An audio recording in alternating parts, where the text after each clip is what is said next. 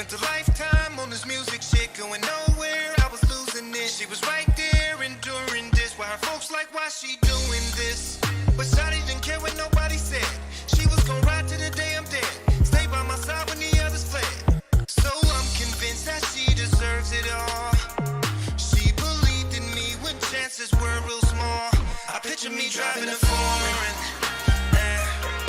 Shawty, she riding the passenger side.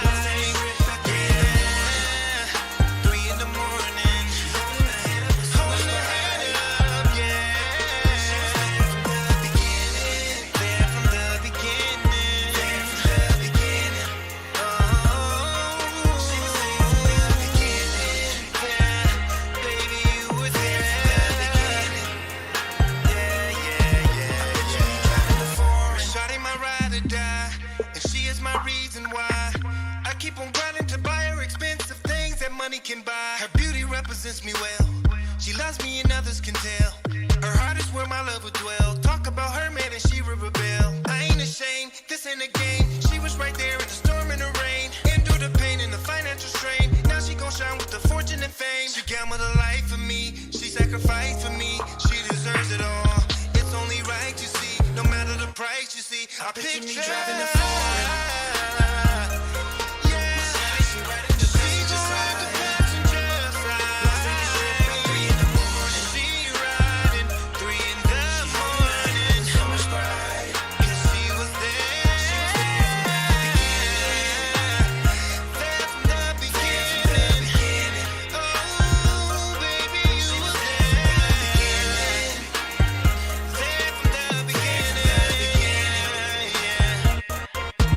Picture me driving a foreign, now my history is changing. She's my day one and there is no rearranging. She's had my back through the times when things were straining. Now she benefit from every cent I'm gaining. Listen to what I'm saying. No dividing, no compromising. She gon' ride while I keep on climbing. Just recognize we gon' keep on thriving. She believed that I'll see greatness in due timing. I picture me driving a foreign. My shawty, she riding the passenger side.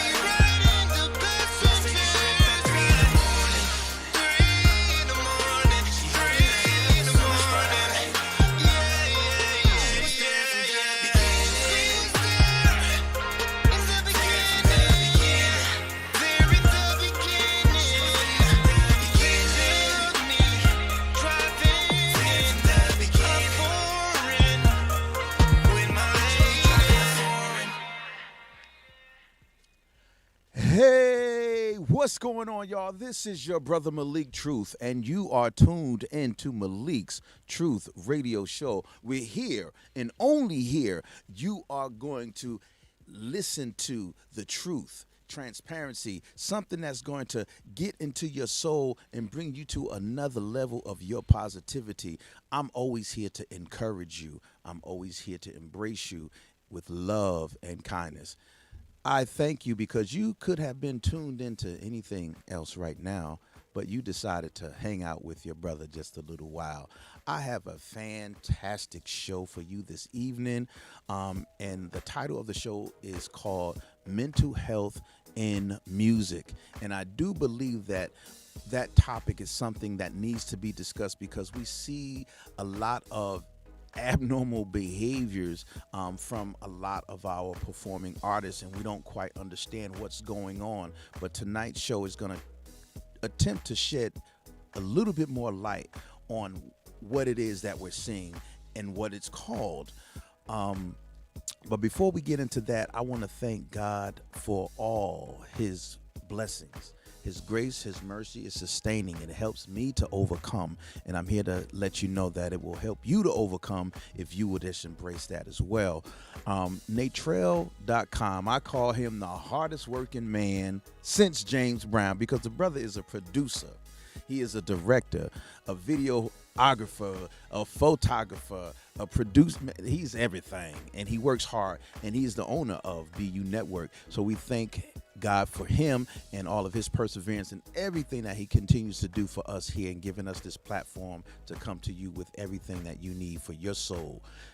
Alex, he is our engineer extraordinaire. Without him, y'all, none of this would be possible. You couldn't hear me properly. You couldn't see me properly. Things wouldn't be transferred properly. So we thank Alex for doing everything that he is doing and will continue to do for BU Network. And before I go any further into this, I want to give shots out to my sponsor. Alex, if you got that clip ready, let's go ahead and give Lair B of Lair Body Essentials, my sponsor, some props. We'll be right back.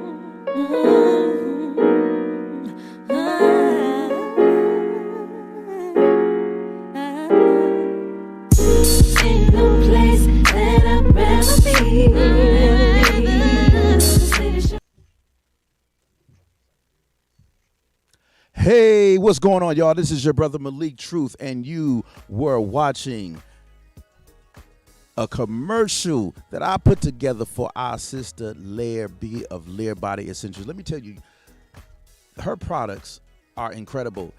No chemicals in her products at all. They're all natural. They make your skin feel so soft, and oh my God, ladies and gentlemen, when you pop that bath bomb with the CBD in that oh, how relaxing. You could just grab some wine and turn on some jazz or whatever the hell you listen to and just relax in just a tub of wonderfulness. Her scrubs, aloe, essential oils, and pure natural sugars. It's incredible. When I use the scrub, man, my body, after I rinse it off, it's so soft and smooth and silky. I'm telling you, this is for men, women, all ethnicities. So go ahead and get with Lair Body Essentials at lairbodyessentials.com and put your order in. Use code MalikTruth10 to get 10% off. All right, we're going to get back into it. I have a wonderful guest with me today. She is a recording artist, a writer. She is a performer. She does it all. I mean, she's probably going to start making her own music soon and sitting at the engineering booth and the whole nine. But the sister is talented. I call her my daughter. And because every young woman needs some type of father figure in their life. And if I can be that for any young woman or young man, then I'm going to be that. We are dealing with mental health, y'all. I think a lot of us are walking around undiagnosed, and we don't quite understand why we act in the manner in which we act, respond in the manner in which we respond. But as it relates to the music business, again, the show is called Mental Health in Music. There are a lot of our musicians that we see that are doing some things that we don't quite understand. And when we see this, and we're like, damn, they must be fucked up. Well, possibly. I know for a fact, with all observation and all my training, that Kanye West has some mental health issues. of which were probably exacerbated when his mother died, because that's when you seen him at his weirdest. After his mom died, he was at his weirdest, and those are the things we need to pray for, and hopefully that he is seeking help for that. Now, when we get to the medications that they give us, we're going to be talking about that as well. So when we see our loved ones behaving in manners that we're not accustomed to, we want to make sure that we address those the proper way. So I have, again, singer extraordinaire, writer extraordinaire, performer extraordinaire, our sister, my daughter, Abrielle of Hits Music Group, Heavenly Consulting Firm, by none other than Miss Heavenly herself. She's not here tonight, but she's here in spirit and she's watching. So, Abrielle, what is going on, daughter? I'm good. I'm blessed. Yes. I know you ain't nervous because this ain't your first rodeo. Yeah, a little you do nervous. this a lot. I'm a little actually excited. Okay, excellent. We have been wanting to do this show for a long time, and not because it's specifically targeting mental health and music, but it has something to do with you, because of what you are going through and what you're faced with overcoming on a daily basis. Now, to those who don't know who you are as an artist, tell them who Abrielle is as an artist. Abrielle is. Oh, I'm saying I'm Okay. saying the short A. Abrielle, y'all. Abrielle is a singer, Mm-hmm. a creative. I'm everything in one. Oh, I'm everyone. I'm like literally a goddess. Come on A queen. That's what I would say. now. Talk about it. Now, when I hear your voice, it just lulls me into a place of whatever you're performing, because you're not just singing the song. You are, as I say, ministering the song. You are truly interpreting every word, every stanza in that song. Right. What gave you that inspiration to write the way you do? We know that it's a gift from God, but when you realized it, what motivated you to write the way you do? Well, not to give the long story, but I always say this in interviews, but I started writing at 8. And we were homeless at the time, but I actually started writing before singing. And after, we're going to definitely go into the story of what happened to me a few years ago, but after that time when I came home, it took me a while, quite a while, to actually get my groove back with songwriting. Right. But when it came back, I felt like I didn't want to hold back anymore. Like I didn't want to hold back my emotions, the things that I wanted to say. And Right. I've always been really good at rhyming or, coming up with metaphors just, based on like just watching my brothers record growing up. Okay. And so, just being from Sacramento and being around the whole Bay movement and stuff, the Bay Area movement. The Bay Area. I like to rap a little when I'm singing. Okay. So I would say that's where a lot of the attitude comes from. Okay.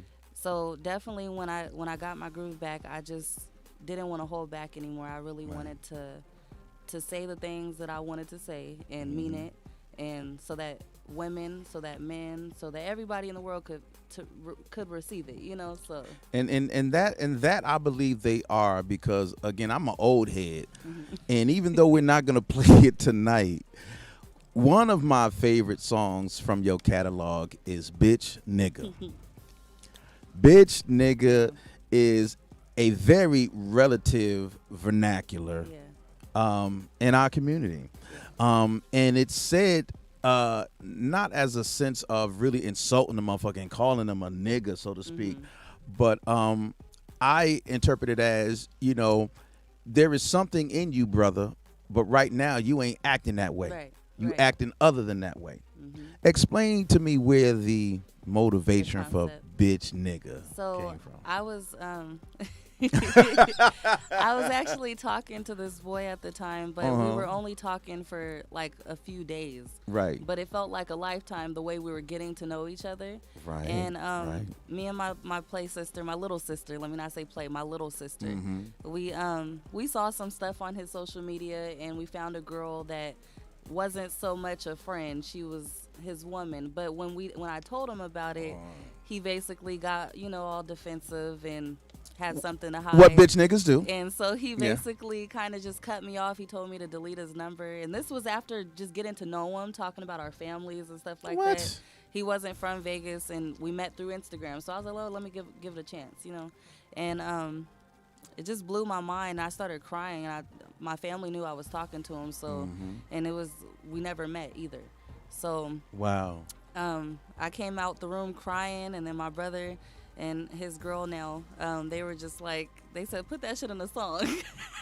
And they helped me write it. Right. And everybody just encouraged me that day to just not to feel how I was feeling. Yes. And till this day, it's a bomb-ass song. It's a bomb-ass song. I'm 51 years old, and that's my shit. Yeah. I'm, you know what I'm saying? And, it reminds me of a piece of dialogue from the Five Heartbeats where Robert Townsend's character, Duck, was about to lead a group, and he said, I spoke to a individual, and he said, Duck Matthews, you will become a great writer one day when you experience more. Right. And I thought that was just so profound. And it's not about age. Yeah. It's about experiences. Right. And you being a creative spirit, understand that, okay, let me go ahead and fight with my pen. Right. Let me fight with my words. And that's what you did in that song. I'm telling you. It was definitely like like he just switched up on me. Right. So if you listen like to the words in that song, it was just kind of like we were good, and then it's bad, and you're just basically proving that you're everything that you said you weren't. Like when we first started texting, like, oh, right. I'm not like, when guys usually say, oh, I'm not like the rest of these niggas. Of like, course. Yeah, of it was one of those. So of I was course. like, you are though. Of course. So definitely, I always my pen is my weapon. Yes, your pen is one heavy ass sword. Your pen is like Excalibur. Thank you. For real, because it definitely cuts deep. Now, one of the songs that I want to get into before we get into the song Toxic. Toxic, tell me where you got the motivation for that. Ooh. I mean, we can kind of infer, but I want you to tell us. Well, I'd rather not go into that one, but I definitely can say that that song, what inspired that song was just a lot of relationships around me, including my own experiences. And I feel like a lot of people, when people deal with having side pieces, or we all hate that topic. Yeah, but I've been a side piece. I think men enjoyed it a little bit more though. So, but go ahead. I just kind of felt like when I was writing that song, I saw not just my situation, but a lot of situations around me of people just dealing with toxic relationships. And I kind of feel like it sucks sometimes when you know that you're a great man or a great woman and you have these options around you, you know what I mean? And you're like, oh, well, I should really just be with this person and settle with this person that I know is good for me. But we choose to deal with this person that's not good for us just because of the, not just sex, but the things that, you know what I mean, that make you addicted to that person. They do. So, yeah. And it's really deep because I just breaking it down myself now here. I'm just like, oh, I never thought of it like that. But yeah, I didn't want to once again hold back on how I was feeling at that time. Right. And I knew a lot of my friends that were going through those toxic relationships too needed to hear that, because I'm like, what are we doing? And at the end of the song, I'm like, tell me what the fuck we're doing, Yeah, I like that. But we're wasting time. Like when we know when we should just move on from each other and find better, because we're not good for each other. Like we can't build together. Now we got Lacey. She said Toxic is a classic. I love that song so much. Hey, bestie. What's going on, Lacey? Lacey sings. That's my girl right there. But and I think what happens is that when we get involved and the newness of a relationship, we tend to delve our emotions in it too quickly, rather than just, as I say in my book, playing in the sandbox. You know, when we're kids, you know, I'm not thinking about having sex with you. I'm thinking about how fun it is when we hang out together. Right. When I swing you, you swing me, when we run around, play, and eat ice cream together. These are the things that excite me as a kid. You know what I'm saying? But unfortunately, when we grow up, more data gets dumped. And then we get that sexual data gets dumped. And then we begin to look at the girl who we used to enjoy playing on the swing, we want to now play in the bed with. So all that data gets dumped and we don't know really what to do with it. Right. But I think songs like yours will help us to get through and become better developed in that area. Right. Because we don't have to normalize being toxic. That we don't. Definitely the point of the song, because it was kind of like, could we just stop normalizing it? You know what I mean? And I think that it's really beautiful to see a lot of people in my generation already like this, like finally saying, okay, I'd like to settle down. Thank you. You know, because I believe that black love, all love, is beautiful, and who wants to keep dipping and dabbing and everything? There's diseases out here and all kinds of stuff. Big time. But it's unfortunate that, you know, again, our traumas. Again, we were talking earlier before we went on air about, you know, bitch niggas. But we do know that there's something that happened in that young man's life that developed him into a bitch nigga. Something happened. He didn't have a model in front of him to show him how a man is supposed to treat a woman, how he's supposed to approach her. You know, what it really is to understand and give yourself to a woman in the beginnings of a relationship, and understand how to communicate that if you are seeing somebody, you know, let her know, because we're just developing this thing right now. Right. But I think so many people rush into it because of a lot of traumas in their life, and it's mostly prevalent in women, that they rush into it because they're always looking. I've had women that say, I got enough friends, I need a husband. Well, didn't you say you would like to marry your best friend? Okay, how you think that happens? Right.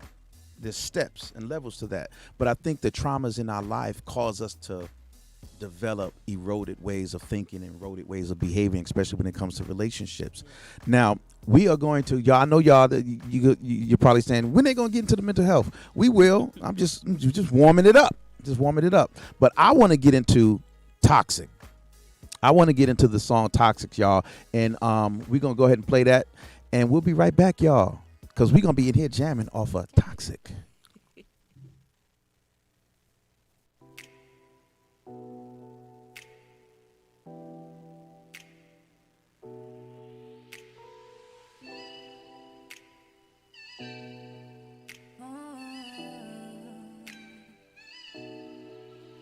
You just a bitch, nigga. You ain't nothing but a weak nigga. Claiming that you not like most niggas. You ain't nothing but a flex. Making room for the next. I should've realized that you wasn't my type. About to boss up, I'ma do it big, yeah. Running these fans up. Too bad for you, gave you a chance. You know you fucked it up.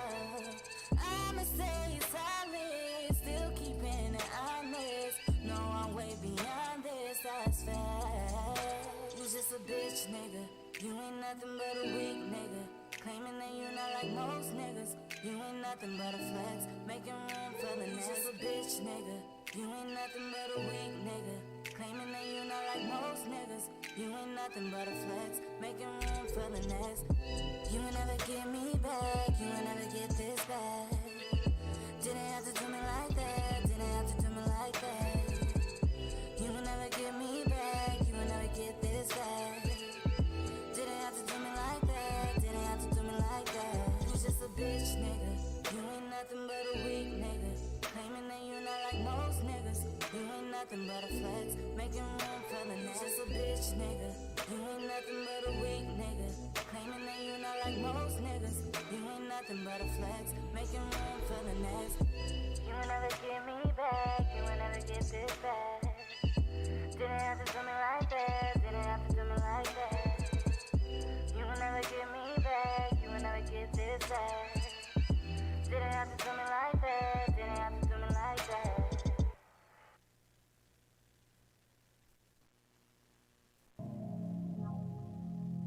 Turn me up. A little more. Yeah, right there. We so toxic, babe. Fuck around and say some shit we probably didn't mean.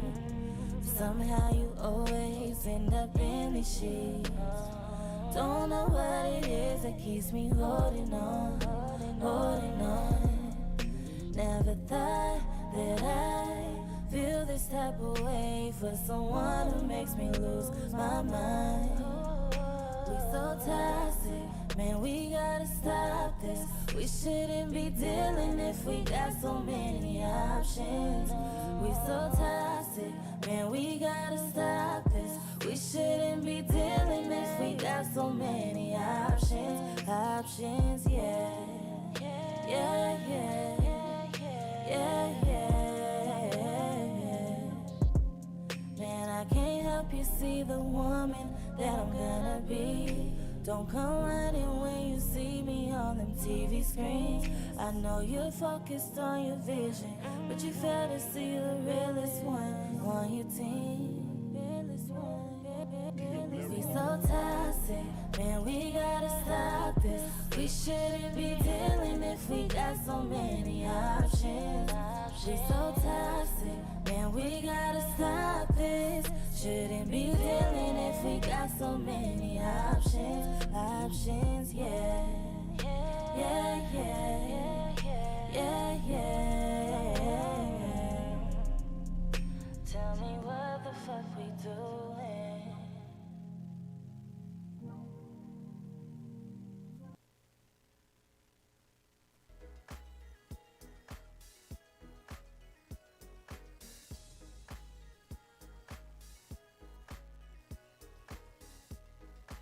Yeah. Shit, let's get on there with that. Okay. All right, we ready, Alex. Thank you, sir.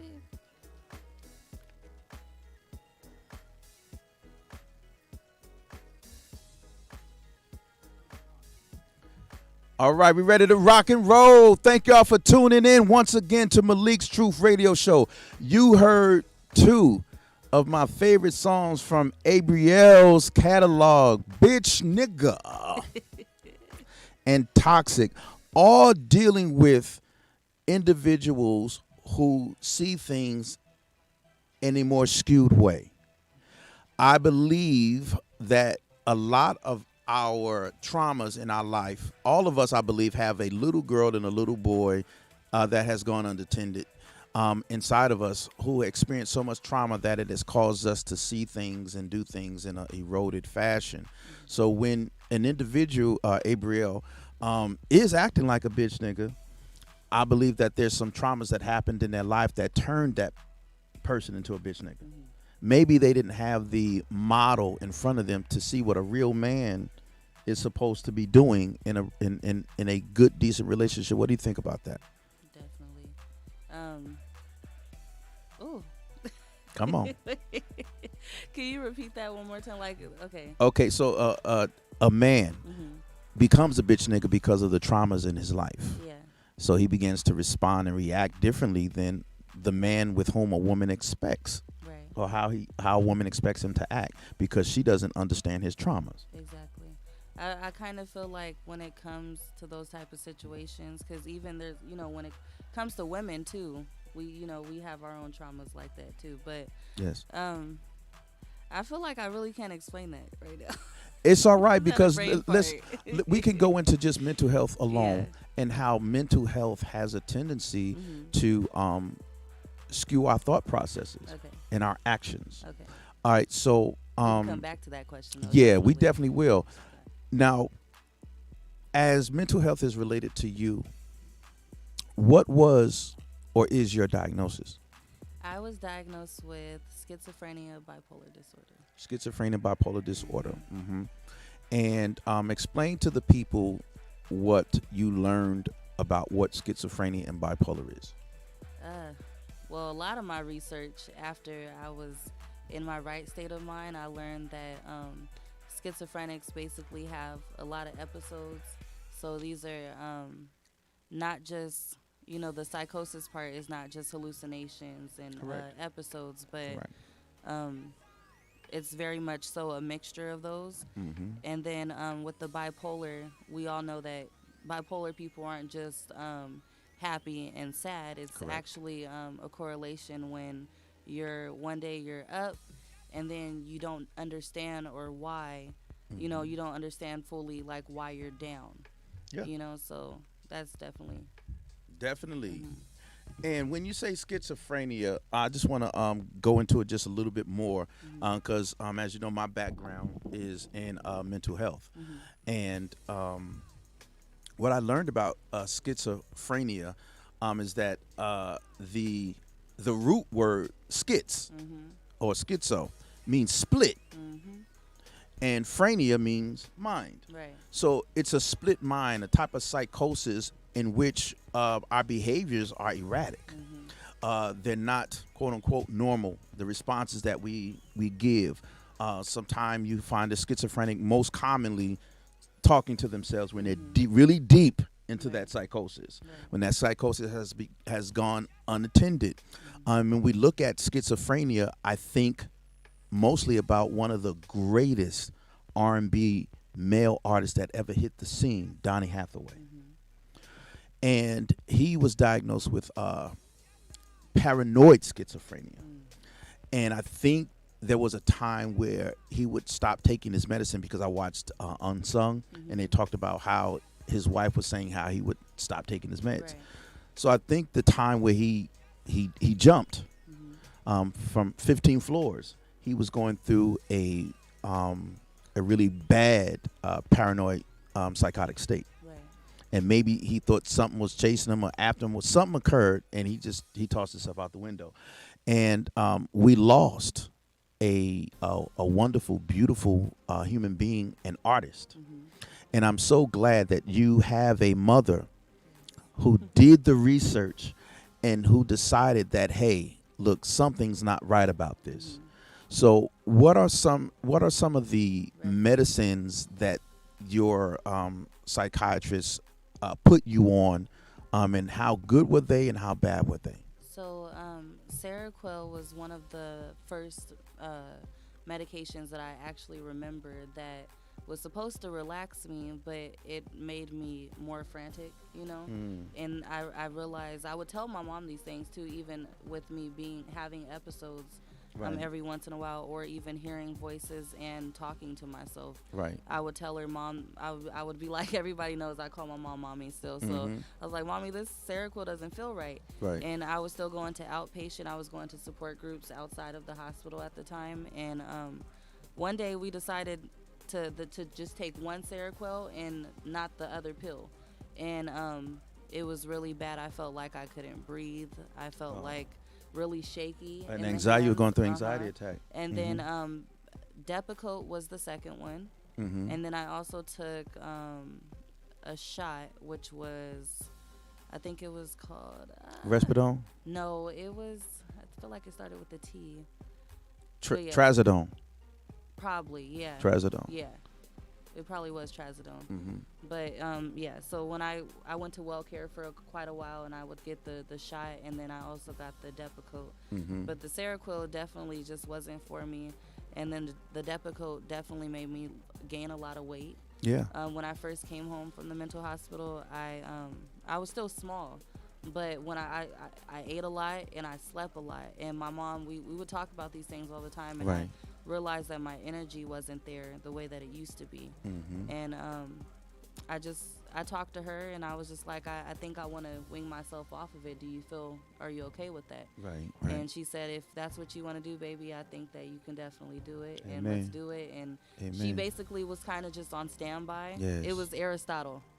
Shout out to you, Mom. It was Aristotle, yeah. So, I just told her kind of like, we just had a talk basically. If I was to start having episodes again, then we would know how to go about it. It was very scary winging me off of it because we didn't know what would happen again, and I didn't want to go back to how I was, but I've been great ever since. I've been writing better. Mm-hmm. I've been more active. I've been living my life. Right. And we're going to keep talking more about that, I'm sure. But Yes, I yes. definitely don't feel like people have to be on medication. Like, the body naturally heals itself. Come on, somebody. If you eat the right things and drink a lot of water, Mm-hmm. and stay in the right, mindset and stay That's true. positive, your body can really heal itself. And Right. definitely. And we have Mika Mo on the line who says her foster son was on Seroquel, and it didn't help him either. I being in the mental health field, going back to 2014, I had clients who would see the psychiatrist, and they would say how Abilify and Seroquel wasn't helping them out; it was just making them sleepy. Right. It just Like felt like they were Benadryl. high or Like something like Benadryl, that. right. Like Benadryl, like they done took a load of Benadryl, and for a psychiatrist to prescribe a child Seroquel is freaking beyond me. But for me, it's the money involved in that, and then really truly taking care of it. Just like Tiffany Nash. How you doing, Tiffany? Thank you for tuning in. Definitely. Says her brother was recently diagnosed with paranoid schizophrenia. He's having issues adjusting to the medication, and he will, Tiffany. And Tiffany, what I'm going to suggest is that you get yourself aligned with a very good therapist, Right. okay, that can help him work through and navigate through life and get him back to his highest functioning level prior to the psychosis happening. And of course, make sure you continue to get with a caring and intuitive psychiatrist, not one that just gonna see you for 5 or 10 minutes, slap you with a prescription, say get the fuck out of my office. Right. So there was something you just said previously that reminded me of the hospital that I was staying in. Okay. And I definitely wanted to talk about that. Yes. So I was maybe in there for a few months on and off at Monte Vista. Monte Vista. And it got shut down. And it's kind of scary talking about it, but it got shut down because they had all kinds of business things that were illegal, malpractice. They were over medicating a lot of the patients. There was abuse involved. That's scary. And just coming home from Seven Hills, which is an amazing hospital that actually put me on the Depakote. It was 9 months, but they basically took out all of that bad medication, and I was in there resting. I slept a lot. I ate. I still on schedule, but they took me off of all that medication. Good. But when I came home and heard about and saw all those different articles and saw the reviews on Google, I was just like devastated. Wow. And there isn't a class action right now, but there isn't one until someone starts one, right? And Come on. yeah. All so right. it was just a lot that me and my mom ended up finding out about that hospital, and I definitely was abused in different ways and taken advantage of. Yes. Just like I have a lot of nightmares still just about that hospital, and Wow. they We call that PTSD. That's post-traumatic stress they put syndrome. me on a lot of Benadryl when I couldn't exercise and walk the halls, and I was starting to forget who I was, and thank God for the visitations I did have, because it reminded me who I was. It reminded me what I did on the outside, and for a long time, like those first couple of months in there, I just kept thinking I wasn't ever gonna come home. Wow. It was like being in prison, but you don't know that you're in prison. You know what I Right. mean? Like, Yes. and Yes. I was just like, well, am I ever gonna come back? Am I ever gonna get better? You know what I mean? So I remember us having this discussion, me, you, and your mom. We were talking about this. We were just texting it. right. Yeah. And I just remember one night they woke me up, and they put me on the hospital bed, and they transferred. I was on the freeway for a long time. I knew it was a freeway. Right, because you I heard was all the kind of cars. freaking out. I didn't know where Right. they were transferring me to. Right. But then next thing you know, I was in Seven Hills, and my mom, ended up telling one of the nurses that I was a singer. Wow. And I don't Okay. even remember telling her that, but that was definitely God. And Yes. they brought me home, and the first place I went to when Thank I you, Lord. got home was to Wingstop. I know that's right. All that damn hospital food. And I don't want to say that everybody can be off of medication. Right. But I definitely encourage people to try to live their lives without it. Right. And know that we actually can be functional. You know what I mean? Because We can be. yeah, we can be. And I've seen a lot of stuff online, even just with other people living with schizophrenia, and then I'm just like, another part of me just doesn't want to claim it, because I'm like, look at all of this progress I have made, but I definitely want to continue to stand by my people. Yeah, definitely. Yeah. And it's good, and for us to hear, your story and to talk about it, it helps us to understand, that mental illness is not the crazy that we're accustomed to seeing on television, or these images. Mental illness looks like me. Mental illness looks like you. Mental illness looks like Kanye West. Mental illness looks like, Phyllis Hyman, who suffered from what they call back in the 80s or the 70s manic depressive, which is now called bipolar now. So, she committed suicide, because she was in her lowest of lows, hopeless state, and just really didn't have anyone who really understood the disease, who could rescue her, like your mom. She understood some things that was going on because she was going through some things herself. And she was like, nah, this is not going to happen to my daughter. But there aren't a lot of us with the awareness to understand and know what it looks like, know what it sounds like, to be able to go to somebody's rescue and say, we got to get you some good help. Yeah. And I think it's really important for people to have a support system like that, and like you said, mental health is you, it's me. I see all my friends that aren't diagnosed go through ups and downs all the time. So why isn't that bipolar? You get what I'm saying? Exactly. So, and I believe if we continue to support each other and keep God and keep Jehovah in our life, yes, all the time, yes, all the time, and give Him the glory all the time, that everything will be just fine.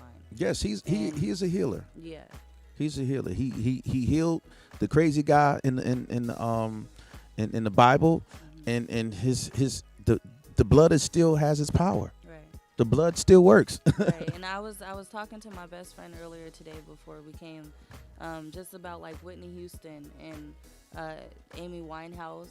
I looked Amy Winehouse up too. All these different artists that literally cried for help. Yes. Or didn't have a support system. Yes. And it just went left. It went total left. And I feel like we could have saved them if it was just a little more support and more heavenly support. Definitely. And and again, once again, shouts out to you, Miss Heavenly. I love you.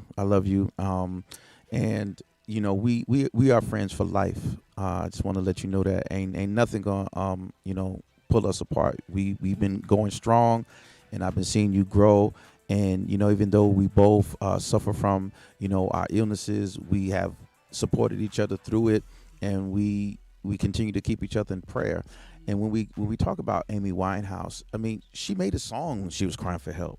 I ain't going to rehab. No. Yeah. It's like, but it became a hit song, but no one understood the cry. Right. And that's another thing I wanted to talk about. Mental health and music. So basically, I feel like when it comes to mental health, anxiety, depression, all those things that fall under mental health, the best way that artists cope, and let me not just say artists, because I feel that the best artists they're dealing with something. You get what I'm saying? Like, yes. Or they're not, I don't want to say mentally disturbed, but we're special for a reason. Yeah. Anybody that is attached to some form of art, whether it's producing, writing, singing, dancing, our art is our escape, so not all the time it's going to be a cry for help, but I definitely feel like without those forms of art, we wouldn't be able to express ourselves. So we're able to help the next person, even if we can't help ourselves. So. Exactly. It's just like that actor, even though it doesn't have anything to do with music. Robin Williams, the young one from the Disney Channel, the brother who killed himself. I think it was Action Jackson, something like that. His Disney show. His acting was his art and his escape, and he used that as a means to cope, like you said. But something broke in him that night. He made the decision, because it wasn't the first ideation that he had. You could believe that. especially those of us who understand mental health and go through it, we know that that wasn't his first, suicidal ideation. He just acted it out. Yeah. So he probably been thinking about it that entire week, and then just made that decision. It's time to go. Right. I had a god sister who committed suicide, and again, that wasn't the only time. There was times where I just say, "Stop talking like that, sis. Stop talking like that." I mean, I go through things too, and I go through things. You know how I shut down. You know how I do this. And yes, I have had suicidal ideations, but I never planned it. Right. I never said what will work best. You know what I'm saying? But she decided to do it with a gun. Same thing with another creative in town, a pastor friend of mine's, Bishop Gaston. Committed suicide. He had mental health issues, and he committed suicide. So I think the final train is that act. But before we get to that act, we need to bring the awareness so that people can help us. Right. Our brothers, our sisters, our friends, our moms, our dad. Folks need to be engulfed with this knowledge so that they can know when something is not quite right and when they need to step in and get help for that individual. Because no one would ever think that Abrielle suffers from mental illness because of all the wonderful things that you do with that pen, with your voice, and on that stage. And the amazing people I have around. And amazing people you have around. But that's one of the reasons. Yeah. Because of you mentioned it earlier, your support system. You have a fantastic support system, and that's what we used to call it, and still do call it. We call it a conducive environment, an environment that is conducive to your wellness. Right. And you have that. You know what I'm saying? And I think that that's what we need to help other folks to understand, that mental illness doesn't look like the homeless person. Right. Mental illness looks like us, very functioning, but challenged by the way our mind works. Exactly. Every day we're overcoming a new challenge every day. And we're going to go ahead and bring the tone in with some music, because I'm starting to tear up a little bit. But because again, it's a personal thing for me, and I know the deep sadness that can occur, the withdrawing that can occur, when you suffer from depression. The fight that you have to do on a daily basis of opening up your windows, just getting out of your bed, going outside, walking, doing whatever you have to do to prevent that, that depressive monster from taking control of you that day. Because we're only given one day, and it is what you do with that one day. Are you going to allow that monster to overtake you that day, or are you going to fight and overcome that day? I want to get into Self-Made. Okay. Explain what motivated the song Self-Made. No, actually, no, not Self-Made. The one Get Back Right. Let's do that one. Okay. Let's go into that one. So he got that one right. Okay, so Get Back Right is just about my entire story. It was my fight song. I like to call it my fight song. It didn't come in the email? Okay. We'll play that a little later. We have to get that queued up, but we'll go ahead and get into Self-Made then. Okay. Yeah. All right, so explain that to him, Self-Made. Okay, so Self-Made, y'all, was just one of those boss up type of songs. I wrote that just to kind of remind myself not to forget who I am. Mm-hmm. And I've dealt with a lot of people, even family members, right. that like to kind of basically just make me feel like they had some type of part in making me who I am. Mm-hmm. So that song isn't technically just about a person making you feel like a relation, like a spouse or anything. Right. But definitely about people that try to act like they made you who you are. So Self-Made is just one of those, songs that makes you want to boss up and do your own thing, like that song that Beyonce did on Dreamgirls. Oh yeah, yep. Like you think I'm what you made me. Right, no, I made me. I like that. Yeah, let's go ahead and get into that song right there, Self-Made.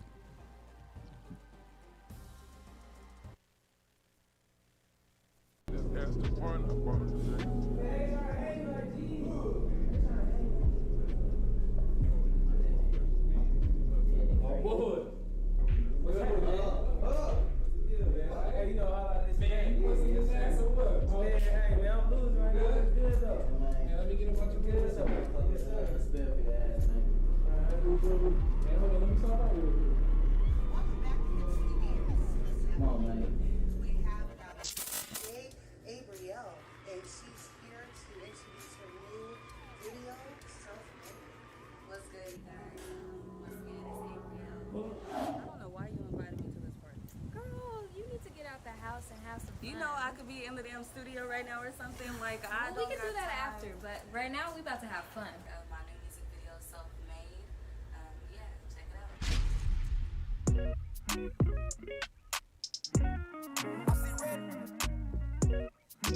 It's the corner kid, you dig?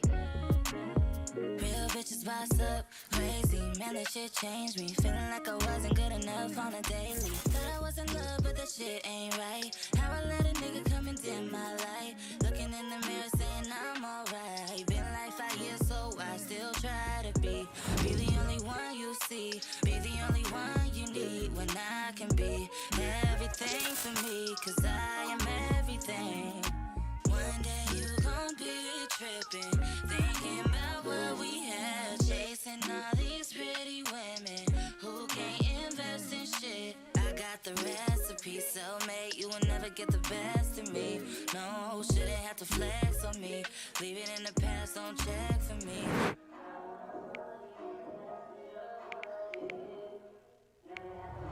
Doing me something real and I don't understand.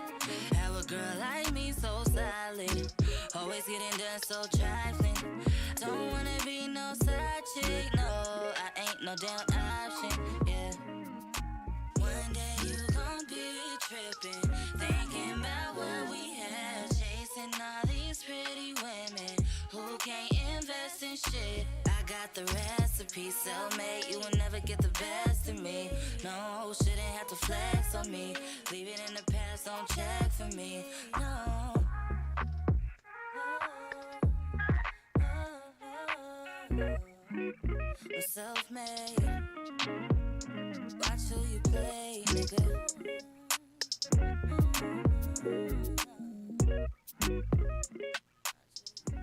Yeah, that's my song.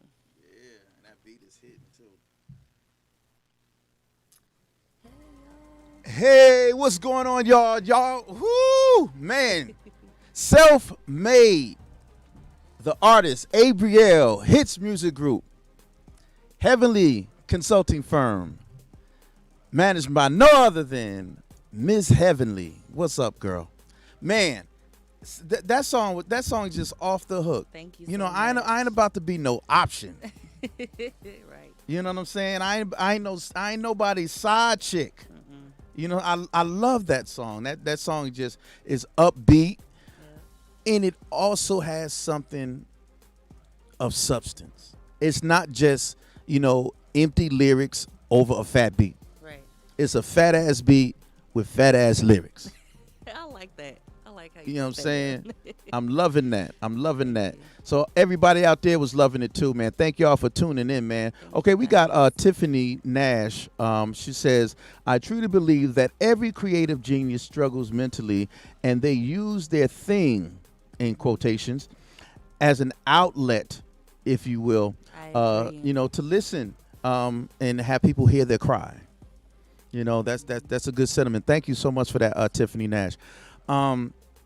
Now, earlier we were talking about, you know, the your hospitalization and a lot of the eating that you were doing and a lot of sleeping. So obviously, the more calories we intake and then we don't expend them, you know, we're going to gain weight because of the calories and everything. Right. What happened in your mind when the small girl that you were used to seeing, was no longer in that mirror? Okay.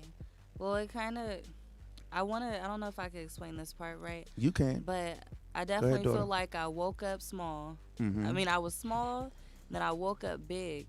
So basically coming home, I was kind of like, where did the time go?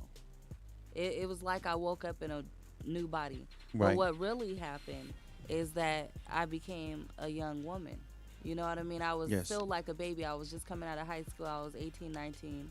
And then so just being where I am today, I'm just like, this is really my woman body. Okay. But now I'm in kind of like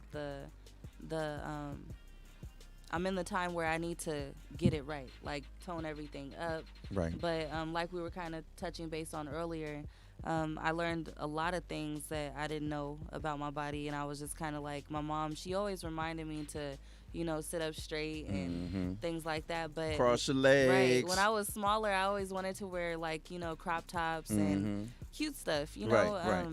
And my boobs were very small, and not small, but they were kind of medium size or whatever. They were like, the little girl I was boobs. like a B, Right, exactly. the little now girl I'm boobs. like a triple D, Right, so right. you guys could definitely see that. So Right. basically, And because of that size difference, you had to be I taught had- how to work them. yeah.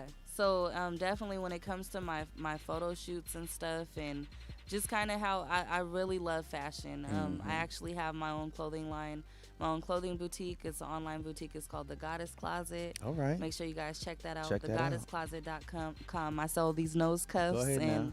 and some outfits and stuff. So basically, I love fashion so much that I didn't want to, dwell on the things that I didn't like about myself. Come on now. I just continued to wear things that I did look good in. Right. When I came home from the hospital, I didn't really know how to use social media like that anymore. It was like I had this huge brain fart. Right. And when I did start to get back in the hang of things, I was like, oh, let me look at these models. Let me look at these pages. I used to look at, I'm a graphic designer as well. You sure are? Hey, and by the way, y'all see the Malik's Truth logo? Yes. She did that, y'all. I did that.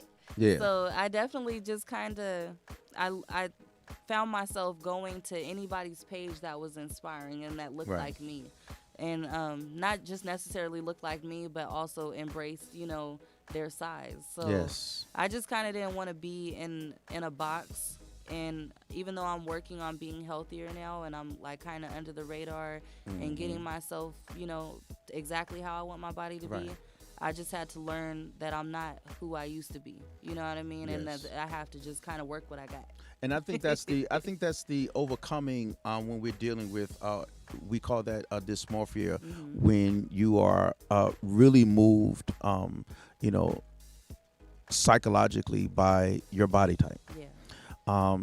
And what's a beauty is that when you speak, you help the women to understand that we as women go through growth spurts. You may be small at one time, but what are you going to do when that small girl image turns into that woman image? You have to learn how to carry that properly. Right. You have to learn how to accept and embrace that too. And that's what I believe you did. Abrielle, you accepted it Right. at first, and then after accepting it, you embraced it. Right. And you said, fuck that, I'm still sexy. Right. I'm And- still And sexy. I feel like it opened a door to, it opened up doors, not just a door, but so many doors to different things that I love doing. Like Yes. I do makeup now. Like I said, I started my clothing boutique. Just different things that I never thought I would ever do. Aside from music, you know what I mean? Right. But I definitely just women are so beautiful. We come in Come on, all y'all. different shades and all different sizes, Yes. and All different colors. Yes. I feel like also when women, I haven't had a child yet, but when women, have babies, I've seen like a lot of people, even on social media and just different friends and stuff, they're Yes. small and then they get big. And then, I don't want to go deep into that, but, they go through that depression. That postpartum depression. That postpartum. And basically, they always, some women bounce back from it, but then a lot of women are stuck bigger trying to figure out how to lose it. You know what I mean? So it was Yeah. kind of similar to that, but without having a baby. And you're right. Yeah. And that's what I like about you.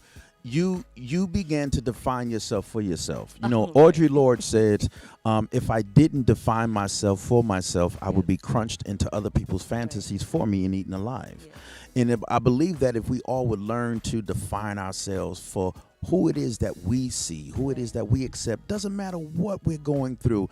And then again, if you're suffering from mental health, and despite if you are taking medicine or not, you have to come to a point of accepting and embracing who you are and where you are in life. Because the mental health, it can affect our body weight, our mind. It can affect our income, our social circle. It's just It's a demon. It's a demon of bad spiraling effects. But if we learn how to control that and take over and recognize that greater is He that is in me than this disease, that is of the devil, then I can get through it because his strength is made perfect in my weakness. Man, we can do so many amazing things. And that's why your mother is doing what she does with you guys, because you guys are her strength. Yes. You know She what I'm saying? loves all her babies Yes. too. Everybody she's ever mentored, she loves them like she gave birth to them. Yes. And I Yes. love that so much about my mom. And Measy said that. yeah, and it's crazy. And I didn't hear that part in his interview. Mm-hmm. But even though I'm actually her last born, I just love that I have all these extended family members and siblings, because of that. My mom she's came a long way. She actually just reminded me that I'm a model too, you guys. I forgot to Yes. put that out Abrielle there. is a model. I just got signed this year to Muse Models. So Come on, y'all. Give me some hand clap. Give me some hand clap emojis out there, y'all. Give me some love and some I'm hand clap ready for emojis. things to jump off with that Yes. and actually start taking my headshots and I'm trying to do some trade work with some local photographers and stuff, just kind of because I'm a creative director as well. Come on. And now. I lost, my camera was stolen out my mom's car, but I actually am a photographer. So like I said, I dip and dab in everything. I feel like there's nothing that I can't do besides dance a little bit. I got a little bit of rhythm, but No, you got a lot of bit of rhythm. and You I doing paint, and a lot of people Right. don't know that, but I Right. paint when I have some unfinished paintings in the Okay. house. But yeah, I just love art. I Well, love you know everything us crazy people. Us crazy people got skills. We got skills. And the thing is that we can take on a lot of challenges because we are that perfect being in God's eyes. And the gifts of God comes without repentance. So with so many gifts that we have, we're gonna operate in them. And one of those gifts that we're gonna operate in is that song that we're trying to find earlier. I believe we do have it queued up now. Go ahead and explain Get Back Right again for them. Well, Get Back Right, you guys, is once again my mental health song. It's my fight song. I wrote this song just to kind of remind myself that I am everything, that I am light, and that I could keep pushing no matter what negativity or what forces that shouldn't be come to me. Yes. And it's just one of those reminder songs just to keep going. Yes. And I hope you guys really receive this gem, but we are masterpieces creating masterpieces. So All right. Let's get into that song. Get Back Get Back Right.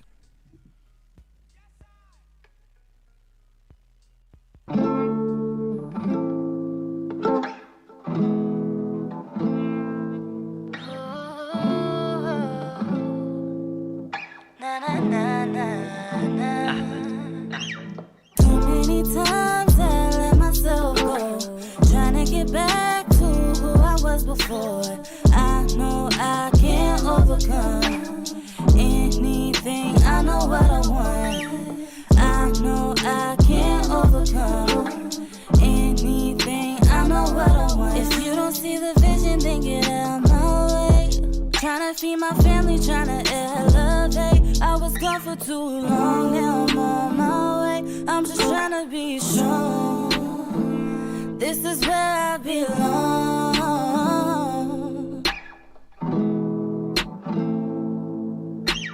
Too many times I let myself go, trying to get back to who I was before. I know I can't overcome anything. I know what I want.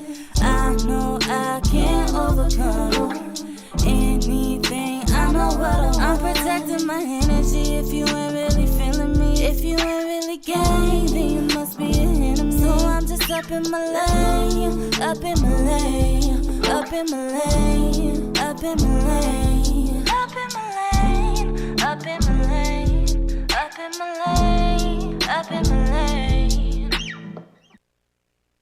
Yeah. All right, y'all. You were listening to Abrielle's Get Back Right. And we are going to be ending this wonderful show. I thank y'all for tuning in. Again, Abrielle, Get Back Right. That is her song, her ode to overcoming mental health. Go ahead and you got a little fun fact about that song, Abrielle? So I actually wrote that song, I don't know, to all my songwriters, all my music artists out there. There's a Nas song that I grew up listening to. I forget the name, but I think it was I know I can be what I can. I remember that. Yeah. Yes, I remember so that. I kind of just channeled that song, and then a Jaheim song. Okay. That, yeah. Yep. I like that. I like that. And y'all, we are running out of time, and the topic of mental health and making it serious, but also making it entertaining. It's a tough thing to do, and with only an hour, we can't really get everything we want in. So we hope that whatever that was said today, that you took something from it, and it was able to help you and move to another level today. Abrielle, tell them one more time where they can find you. You guys can find me on Twitter, Instagram, and Facebook at Abrielle Music, or just Abrielle. It's ABRIEEL Music, and then on Facebook it's just Abrielle. And then also you can find me on all music streaming platforms under Abrielle as well. Awesome. Thank you so much for coming. I appreciate your daughter for doing what you do on the stage in your life. And just encouraging and empower the young sisters out there. Once again, this is your brother Malik Truth, and you have been tuned into Malik's Truth radio show. Again, if you don't define yourself for yourself, you will be crunched into other people's fantasies for you and eaten alive. So define yourself for yourself. Thank you for listening. Good night. God bless. God bless.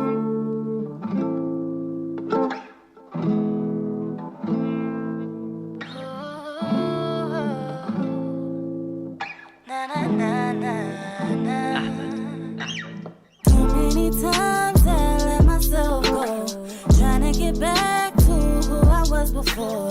I know I can't overcome anything. I know what I want. I know I can't overcome anything. I know what I want. If you don't see the vision, then get out of my way.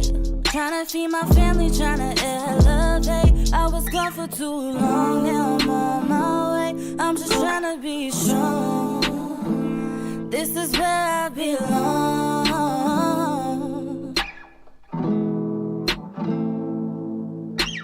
Too many times I let myself go, trying to get back to who I was before. I know I can't overcome anything. I know what I want. I know I can't overcome anything. I know what I want. I'm protecting my energy. If you ain't really feeling me, if you ain't really gay, then you must be an enemy. So I'm just up in my lane, up in my lane, up in my lane, up in my lane, up in my lane, up in my lane.